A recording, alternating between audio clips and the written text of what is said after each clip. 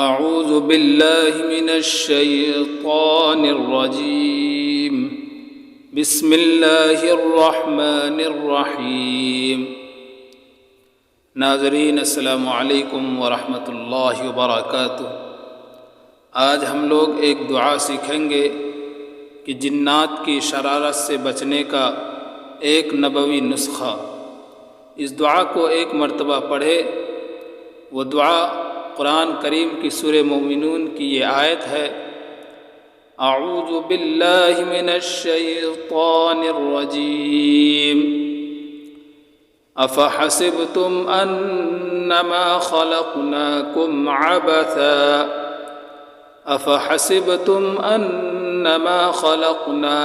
عبثا وانکم الینا لا ترجعون۔ فتعالى الله الملك الحق لا إله إلا هو رب العرش الكريم۔ ومن يدع مع الله إلها آخر لا برهان له به فإنما حسابه عند ربه إنه لا يفلح الكافرون۔ وقل رب اغفر وارحم وأنت خير الراحمين۔ ترجمہ: کیا تم یہ گمان کیے ہوئے ہو کہ ہم نے تمہیں یوں ہی بیکار پیدا کیا ہے اور یہ کہ تم ہماری طرف لوٹائے ہی نہ جاؤ گے؟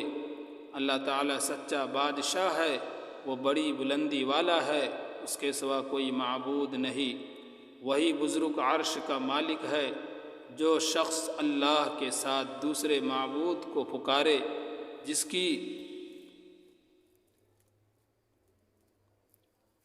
کوئی دلیل اس کے پاس نہیں ہے، بس اس کا حساب تو اس کے رب کے اوپر ہی ہے۔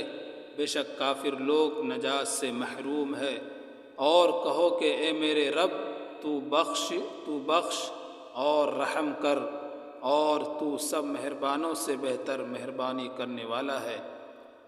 اس دعا کی فضیلت یہ ہے، حضرت ابن ابی حاتم میں ہے کہ ایک بیمار شخص جسے کوئی جن ستا رہا تھا حضرت عبداللہ بن مسعود رضی اللہ عنہ کے پاس آیا تو آپ رضی اللہ عنہم نے مذکورہ آیت، یعنی یہ اوپر جو پڑھی گئی ہے، اس آیت کو پڑھ کر اس کے کان میں دم کیا اور وہ اچھا ہو گیا۔ جب نبی کریم صلی اللہ علیہ وسلم سے اس کا ذکر کیا تو آپ صلی اللہ علیہ وسلم نے فرمایا، عبداللہ تم نے اس کے کان میں کیا پڑھا تھا؟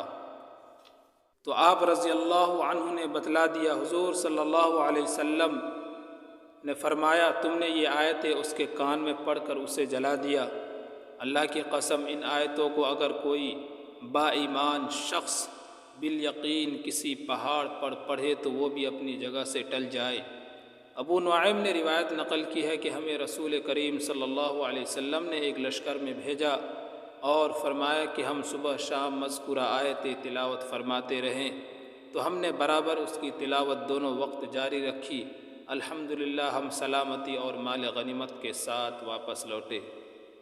اس دعا کو صبح شام آپ پڑھتے رہیے، انشاءاللہ آپ جنات و عاصب کے بلا سے اور ان کے سحر سے آپ محفوظ رہیں گے۔ اگر آپ پر کوئی جادو کرنا بھی چاہے تو اللہ کی ذات سے امید ہے کہ آپ پر اس کا اثر نہ ہوگا۔